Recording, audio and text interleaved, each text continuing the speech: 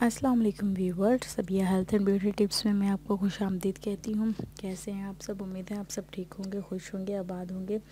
सबसे पहले तो उन लोगों का बहुत बहुत शुक्रिया जिन लोगों ने मेरे चैनल को सब्सक्राइब किया। थैंक यू सो मच, उनका मैं तहे दिल से शुक्रिया अदा करती हूँ। और जिन लोगों ने अब तक मेरे चैनल को सब्सक्राइब नहीं किया तो काइंडली मेरे चैनल को सब्सक्राइब करें और मेरी वीडियोज़ को लाइक करें प्लीज़।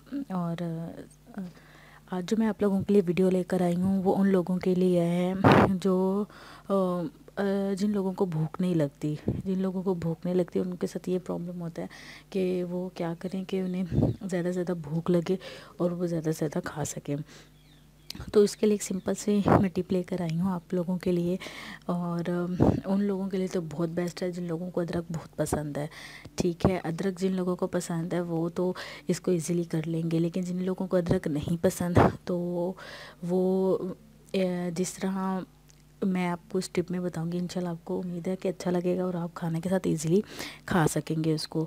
अदरक आपने छोटे साइज़ का ले लेना है, उसके छोटे छोटे से टुकड़े कर लेने हैं, बड़े टुकड़े नहीं करने, छोटे छोटे से टुकड़े करने हैं और उस पर नींबू और नमक छिड़क देना है।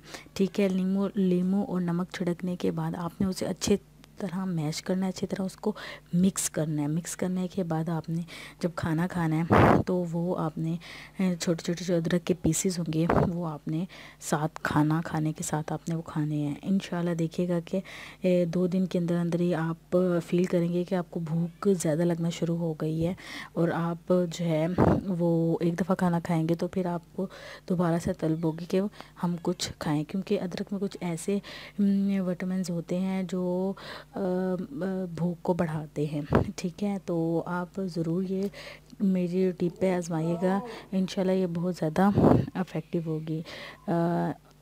उम्मीद है आज आपको मेरी वीडियो पसंद आई होगी। इसी तरह मेरी वीडियोस देखते रहें, लाइक करते रहें। Thank you so much and अल्लाह हाफिज़।